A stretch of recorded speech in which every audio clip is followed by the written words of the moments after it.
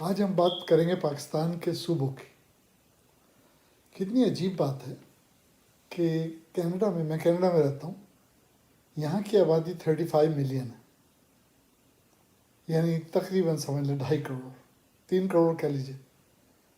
اس 35 million کی آبادی کے لیے کینیڈا میں 10 صوبے ہیں اور 2 ٹیریٹریز ہیں. تو چلیے ٹیریٹریز کا ذکر چھوڑے، 10 صوبے 2.5 کروڑ کی آبادی کے لیے. پاکستان کے آس پاس دیکھیں، افغانستان بیسیکلی پسماندہ ملک، غریب ملک. پاکستان سے اس کا کوئی مقابلہ نہیں ہے. افغانستان کے 34 صوبے ہیں. ایران میں آ جائیے، پاکستان کا برادر ملک، بارڈر پہ لگا ہوا ملک، اس کے 30 صوبے ہیں، 30. انڈیا میں دیکھ لیجیے 22 صوبے. تو پاکستان کے 4 صوبے کیوں؟ ذرا غور کیجیے.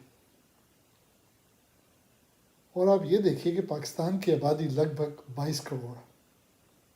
اس کی آدھی آبادی ایک صوبے میں رہتی ہے، یعنی پنجاب میں. یہ کس قسم کی گورننس ہے؟ جو ذرا بھی سیاسی شعور رکھتا ہے اس کو یہ سوچنا چاہیے کہ کس قسم کی گورننس ہو رہی ہے پاکستان میں، کہ آدھی آبادی ایک صوبے میں اور بقی آدھی آبادی پاکستان کے 3 دوسرے صوبوں میں. اب اللہ اللہ کر کے گلگت اور بلتستان کے لیے پی ٹی آئی گورنمنٹ نے کہا ہے کہ بھئی اسے عبوری صوبے کا، پورا صوبہ نہیں، عبوری صوبہ بنائیں گے. میں کہتا ہوں اگر پورا صوبہ بھی بنا دیں کوئی حرج نہیں ہے اس میں. جنوبی پنجاب کی بات ہو رہی کہ ایک صوبہ وہاں بھی بنا گئے، اور بڑی کوششیں ہو رہی ہیں کہ حکومت جنوبی پنجاب میں ایک اور صوبہ بنا دے. پھر بھی کم ہے. اگر 2 نئے صوبے بن بھی جاتے ہیں تو بھی 22 کروڑ آبادی کے ملک پاکستان میں 6 صوبے جو پتہ نہیں کب ممکن ہوں گے، کم ہے. اب ذرا سوچیے ایسا کیوں ہے.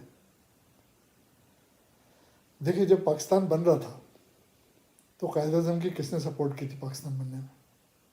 کسی عالم دین نے نہیں کی تھی.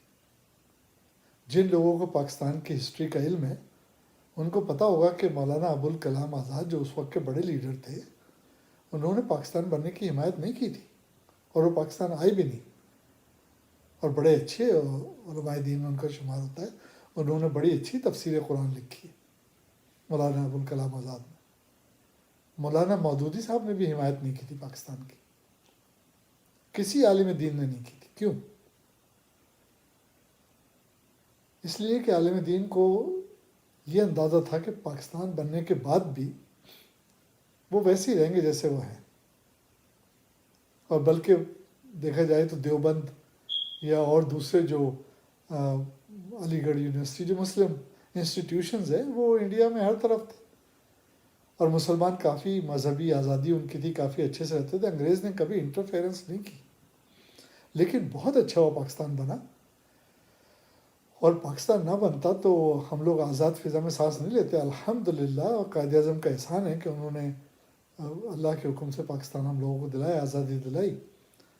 مولانا ابوالکلام آزاد نے جب انڈیا پاکستان اسپلٹ ہو گئے تھے اور آزادی مل گئی تھی تو ایک بک لکھی تھی، اور اس کو کہا تھا کہ اس کو 30 سال بعد کھولنا. ان کا خیال تھا جب تک ان کی ڈیتھ ہو گئی ہوگی. اس میں انہوں نے کچھ پریڈکشنز کی تھی پاکستان کے لیے، اور جب ان کی ڈیتھ کے بعد اس کو کھولا گیا ان صفحات کو، تو اس میں یہ لکھا تھا کہ اگر پاکستان بن جاتا ہے تو انڈیپینڈنٹ پاکستان سروائیو نہیں کر سکے گا، اور اگر سروائیو کر بھی گیا تو ودن 30 ایئرس وہ اسپلٹ ہو جائے گا. اب آپ دیکھیں کہ مولانا آزاد کی بات بالکل صحیح تھی، کیونکہ 50 سال پہلے بنگلہ دیش بن گیا. دیکھیں نا، پاکستان کی آزادی 47 میں ہوئی تو سمجھ لیں ابھی 72-73 سال ہوئے ہیں. 23 سال بعد بنگلہ دیش بن گیا 1971 میں. کس طرح بنا یہ الگ کہانی ہے. میں نے اس ویڈیو پہ بات بھی کی تھی کہ بھئی فارمولہ یہ تھا کہ تم ادھر ہم ادھر، یعنی بھٹو صاحب ویسٹ پاکستان سنبھالے، مجیب الرحمان ایسٹ پاکستان سنبھالے.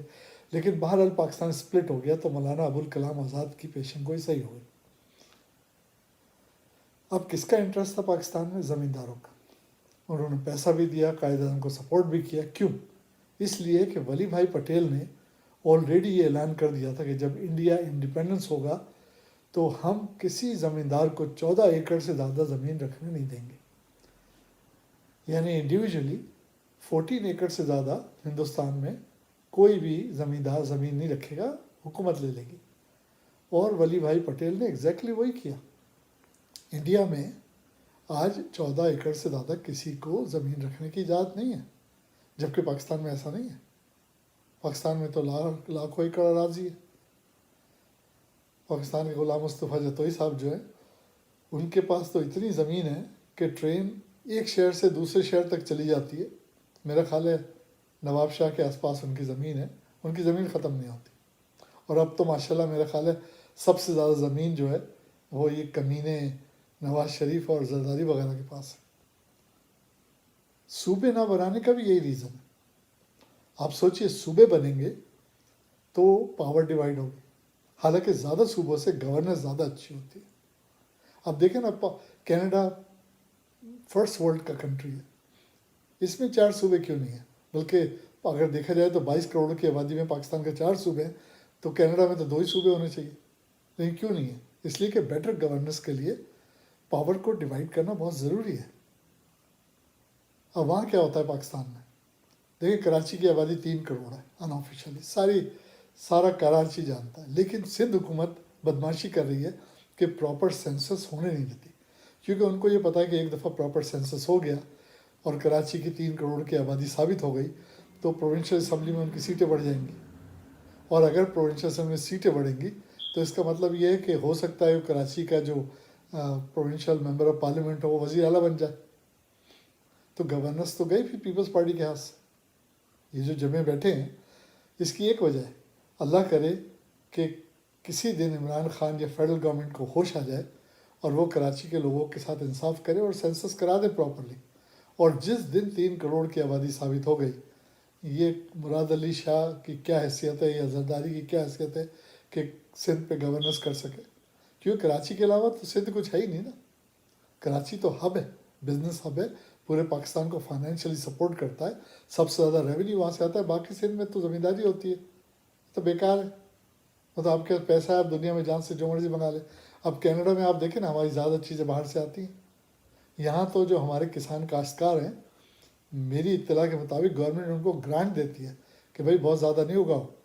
میری اطلاع کے مطابق کینیڈین گورنمنٹ انڈے جو ہے مارکیٹنگ کے لیے سمندر میں بہا دیتی ہے، گیہوں ضائع کر دیتی ہے تاکہ مارکیٹنگ پراپر ہو.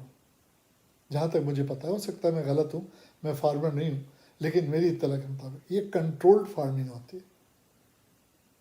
تو اگر ہم پاکستان کو دیکھیں تو وہاں سندھ میں جو کچھ بھی وہ اگاتے ہیں، سبزیاں اور غلہ وغیرہ وٹ ایور، تو اگر آپ کے پاس پیسہ ہے، آپ بزنس کمیونٹی، آپ ہر چیز باہر سے منگا سکتے ہیں. کبھی کبھی سستا پڑتا ہے. وہ دنیا کے بہت سے غریب ممالک ہیں جن کے پاس کھپت نہیں ہے جو وہ پروڈیوس کرتے، وہ دوسرے ممالک میں بھیجتے. تو اگر کل کو سندھ ڈیوائڈ ہوتا ہے اور اس کے 3 صوبے بنا دیے جاتے، وہ کہتے ہیں چلو بھائی کراچی کو ایک الگ پروونس بنا دیتے ہیں، کراچی اور حیدرآباد کو ملا کے انٹیریئر سندھ کے 2 اور صوبے کر دیتے، تو گورننس بہتر ہو جائے گی. اسی طریقے سے میں ذاتی طور پہ سمجھتا ہوں کہ صرف جنوبی پنجاب نہیں، لگ بھگ پنجاب کی آبادی 12 کروڑ ہے. کہتے ہیں صرف لاہور اور اس کے گرد و نواح کی آبادی 10 کروڑ ہے. تو 12 کروڑ کی آبادی میں تو 3-4 صوبے ڈیفینیٹلی بنتے ہیں. اور اگر 3-4 صوبے بن گئے اور ہر ایک کا الگ وزیر اعلیٰ بنا دیا گیا تو یہ شہباز شریف، نواز شریف کیا بیچتے ہیں؟ گورننس بہتر ہو جائے گی. اور زمینداروں کا انٹرسٹ ہے، وڈیروں کا انٹرسٹ ہے کہ زیادہ صوبے نہیں بنے، پیر و فقیروں کا انٹرسٹ ہے. لیکن اگر گورنمنٹ اسٹیپ لے لے، دیکھیں اس وقت پی ٹی آئی کی گورنمنٹ ہے، کوئی کچھ بھی کہے، میں سمجھتا ہوں اس وقت بہترین گورننس ہو رہی ہے. عمران خان کے جو اوریجنل ساتھی ہیں پی ٹی آئی کے، اسد عمر وغیرہ ٹائپ کے، یہ بہت اچھے لوگ ہیں. شاہ محمود قریشی، یہ لوگ، کچھ لوگ اور بھی اچھے تھے جو باہر ہو گئے. جہانگیر ترین بھی اچھے تھے لیکن انفارچونیٹلی کرپشن میں ان کا نام آ گیا ہے، وہ اپنی جگہ ہے، لیکن اچھے ساتھی تھے وہ بھی. تو یہ سنسیئر لوگ ہیں اور یہ سنسیئر لوگ بہت اچھی گورننس کر سکتے ہیں. اور عمران خان ایماندار اور ملک کا وفادار محب وطن آدمی ہے. اگر ذرا سی حکومت ہمت کرے اور انقلابی اقدامات لے لے، سلولی مطلب ان کا مینڈیٹ 5 سال کا ہے، 2.5 سال گزر گئے، ابھی بھی 2.5 سال باقی ہے، اور اگر اچھا کام کیا تو مزید 5 سال مل سکتے ہیں۔